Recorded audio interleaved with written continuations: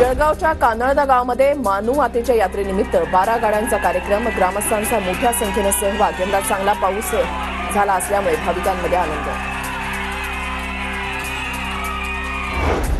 पुण्यात राजाराम मंडळानं उभारलेल्या देखाव्यावर शिरोमणी गुरुद्वारा प्रबंधक समितीचा आक्षेप। गोल्डन टेम्पलच्या देखाव्यामुळे शीख समाजाच्या भावना दुखावत असल्याची तक्रार। हिंगोलीच्या वसमत तालुक्यामधल्या पांगरा शिंदेसह अनेक गावांमध्ये मुसळधार पावसामुळे घरांची पडझड, सुदैवानं कुठलीही जीवितहानी नाही। छत्रपती संभाजीनगरमधील धाडी नदीच्या पुरामध्ये बाईकसह चालक वाहून गेला। बाईक वाचवण्याच्या प्रयत्नामध्ये चालकही पुराच्या पाण्यामध्ये वाहून गेला। छत्रपती संभाजीनगर जिल्ह्याच्या खुलताबाद तालुक्यामधली घटना।